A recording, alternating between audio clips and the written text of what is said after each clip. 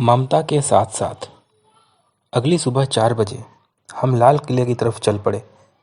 भोर वेला में तारों भरे आकाश में किलों के पर काले काले काले से दिखते थे। पिछली शाम जिन सड़कों पर जीवन ठाठे मार रहा था, खूब गहमा गहमी थी, वे इस वक्त एकदम निर्जन सुनसान थीं। सड़कों की बत्तियां अपनी वीरान सी रोशनी पटरियों पर बिखेर रही थीं। बीच बीच में कोई मोटर कार धीरे से निकल जाती थी। देखकर लगता था जैसे किसी दूसरी दुनिया से आई हो। लाल किले के निकट एक दो ढाबे थे जो उस वक्त भी खुले थे। उनका धंधा ट्रक ड्राइवरों की बदौलत चलता था, जो दिन को सोते थे और रात को ट्रक लेकर निकलते थे। हमारे सिख ड्राइवर का डील डॉल ऊंचा था और वह अंधेरे में जिस तरह खड़ा था, देखकर डर सा लगता था। उसका एक साथी भी था, वह भी सिख था और कच्छा पहने ही उठकर चला गया था। पीछे बैठ जाओ बादशाह, ड्राइवर ने अपनी ठेठ पंजाबी में हमसे कहा। मैं पंजाबी काफ़ी समझता था। ड्राइवर कह रहा था, बस मिनटों में चल पड़ेगी जी। ट्रक एक पीपल के नीचे खड़ा था। हम पीछे से ट्रक पर चढ़े, लेकिन आगे रास्ता बंद था। एक क्षण के लिए लगा जैसे प्रागैतिहासिक काल का कोई दैत्य रास्ता रोके खड़ा है। उस दैत्य ने एक बार जो नथुनों से हवा छोड़ी और फिर ट्रक के लकड़ी के फर्श पर पैर पटका, तो हम पटखनी खाते हुए पीछे गिरे। भैया जी, दलजीत ने चिल्लाकर ड्राइवर से कहा, यहाँ तो कोई जानवर घुसा हुआ है। घबरा नहीं, वह तो ममता है, ड्राइवर बोला। पर यह यहाँ क्या कर रही है? हमारे साथ जा रही है। जयपुर की मंडी में ले जा रहा हूँ इसे। ऊपर चढ़ जाओ और आराम के साथ बैठकर सफ़र करो।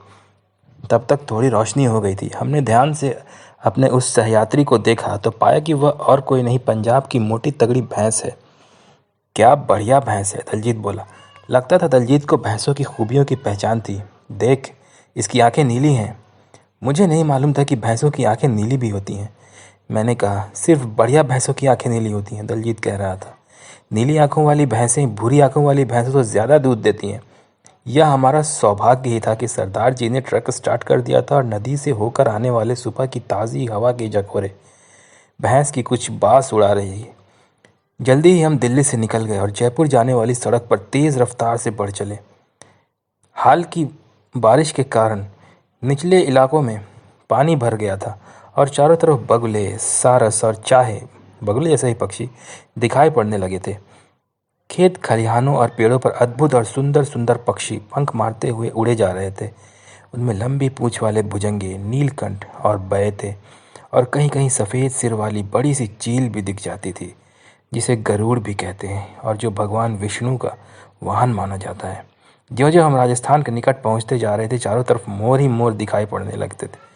इसी तरह ऊँट भी बड़ी संख्या में दिखाई पड़े, जो सड़क के एक ओर सीधी सलीकेदार पंक्तियों में लंबे लंबे डग बढ़ते हुए चले जा रहे थे। जैसे जैसे हरियाली कम होती जा रही थी और रेगिस्तान आता जा रहा था, वैसे वैसे लोगों की वेशभूषा अधिक सुंदर होती जा रही थी, मानो धरती में रंगों की कमी को वो अपने रंग बिरंगी पोशाकों से पूरा कर रहे हों।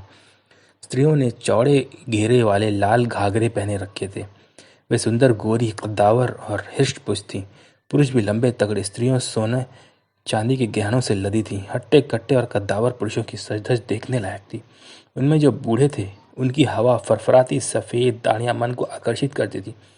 ज्यों-ज्यों दिन चढ़ता गया, सूरज ऊपर उठने लगा। सड़क पर यातायात भी बढ़ने लगा, मगर हमारा ड्राइवर ट्रक की चाल धीमी करने की जगह उसे और तेज़ भगा रहा था। शायद वह भैंस को बेचने की उतावली में था। फिर जल्दी ही वह एक ट्रक से आगे निकलने की होड़ में लग गया। आगे वाला ट्रक भी उतनी ही तेज़ रफ्तार से जा रहा था। सड़क के बीच से हटने की उसकी कोई मंशा नहीं लगती थी। उसमें ऊपर तक ईख लदी थी। दौड़ लगी है, दलजीत भैंस के साथ खड़ा सारे दृश्य का आनंद ले रहा था। सड़क इतनी चौड़ी नहीं थी कि इतने बड़े दो वाहन अगल बगल चल सकते। क्योंकि दूसरा ट्रक रास्ता नहीं दे रहा था, इसलिए हमारे ट्रक को बैलगाड़ियों वाले कच्चे रास्ते पर उतरना पड़ा। इससे ट्रक के पीछे धूल गर्द के गुबार उड़ पड़े। इससे हमारा दम घुटने लगा।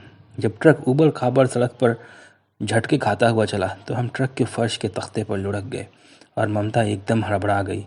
लगा हमें कुचल ही डालेगी। इसके बाद एकाएक ज़बरदस्त झटका लगा। ब्रेक लगाने की ज़ोरदार आवाज़ आई और ट्रक एकदम रुक गया। जब धूल साफ हुई तो देखते हैं कि हमारा सरदार ड्राइवर नीचे घबराया हुआ सा खड़ा है और हमें टकटकी लगाए हुए देख रहा था। तुम लोग ठीक ठाक तो हो ना? उसने रूखे स्वर में पूछा। लगता तो कुछ ऐसा ही है, मैंने कहा। तुमने दूसरे ट्रक को ओवरटेक किया? दलजीत ने पूछा। नहीं, ड्राइवर खींच कर बोला। रास्ता नहीं दे रहा था, वह भी सिख था।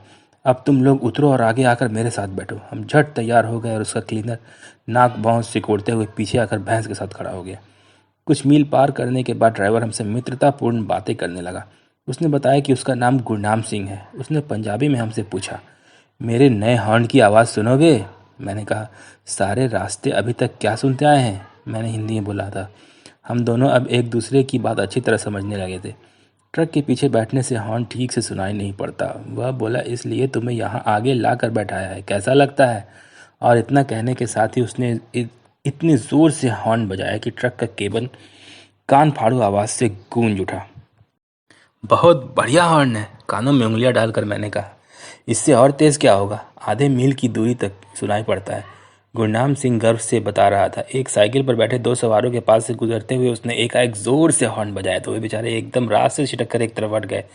यहाँ भीतर भी इसका शोर सुनाई पड़ता है। मैंने यह बात कही तो मगर दिल बैठा सोचने लगा कहीं मेरी बात पर वह नाराज़ ना हो जाए, इसलिए झट से मैंने बोली, मगर कोई फ़र्क नहीं पड़ता। दलजीत ने पूछा, तुम्हारा हॉर्न कई आवाज़ें निकाल सकता है? मैं समझता था कि इस तरह की बात पूछना अशिष्टता है, मगर गुरनाम उसका यह प्रश्न सुनकर एकदम खिल उठा। दो तरह की, वो झट से बोला, एक मर्दाना और दूसरी जनाना, देखो। और उसने एक बार ऊंची आवाज़ में, एक बार ज़रा हल्की आवाज़ में हॉर्न बजाया। फिर भी दोनों आवाज़ें ऐसी थी कि कान के पर्दे फाड़ डाल रही थी। हमारे आगे एक ऊंट जा रहा था। वह हॉर्न की आवाज़ें सुनते ही ऐसा बिदका कि सड़क छोड़कर भागा और सीधा खेतों में घुस गया। बड़ा ज़ोरदार हॉर्न है जी, गुरनाम सिंह कह रहा था। इस ट्रक के लिए ख़ास तौर पर बनवाया है। विदेशी हॉर्न कतई अच्छे नहीं लगते मुझे, उनकी आवाज़ इतनी ऊंची नहीं होती। हिंदुस्तानी हॉर्न सबसे बढ़िया होता है जी। थोड़ी देर शांति रही। इस बीच मैं बैठा बैठा ध्वनि की प्रकृति के बारे में सोचता रहा कि क्यों कुछ ध्वनियाँ कानों को बुरी लगती हैं और कुछ अच्छी। मोटर के हॉर्न की ध्वनि भी कुछ लोगों को मधुर लग सकती है और कुछ लोगों को बेहद तीखी और कशकर प्रतीत होती है। यह मेड इन ओल्ड दिल्ली है जी। गुरनाम ने मेरे विचारों की कड़ी को तोड़ते हुए अपने हॉर्न का गुणगान किया। कुल 75 रुपये खर्च आए हैं। मैंने ख़ास नमूना देकर बनवाया है। बस एक ही खराबी है इस हॉर्न में जी, कि इसे भीगना नहीं चाहिए। अब ज्यों ही उसने अपनी हथेली हॉर्न पर रखी, मेरी इच्छा हुई कि ईश्वर से प्रार्थना करूं, हे प्रभु तत्काल पानी बरसा दे। पर चूंकि आकाश एकदम साफ था, इसलिए मैंने सोचा कि ऐसी स्थिति में प्रार्थना व्यर्थ ही होगी। वाह, मगर तू क्या जाने इस जैसा हॉर्न लगाना कैसा लगता है? ज़रा बजा कर तो देख यार, तू खुद बजा कर क्यों नहीं देखता? यह बात उसने मुझसे कही थी क्योंकि मैं उसके बगल में बैठा था। दलजीत दरवाजे के साथ बैठा था। जो ठीक है जी, ठीक है, मैंने कहा। आप तो इसका कमाल दिखा ही चुके हैं ना। ना, अब तू बजा कर देख, तेरे को बजाना ही पड़ेगा। उस समय वह उस बालक की तरह आचरण कर रहा था जिसकी उदारता एकाएक जाग उठी हो और जो अपना नया खिलौना छोटे भाई को भी खेलने के लिए देना चाहता हो। बस उसने झपट कर मेरा हाथ पकड़ा और हॉर्न पर रख दिया। जैसे ही हॉर्न हल्का सा बजा कि मेरी पूरी बाह में फुरफुरी से दौड़ गई। मैंने हॉर्न को जोर से दबाया तो संगीत की लहर ट्रक के बाहर भीतर सर्वत्र प्रवाहित हो उठी। फिर जैसे जैसे मैं हॉर्न को दबाता रहा, उस ड्राइवर की खुशी मुझे अपने भीतर महसूस होती रही। उस जैसा हॉर्न पाकर कोई भी व्यक्ति सड़क के बादशाहों जैसा गौरव और शक्ति महसूस करता।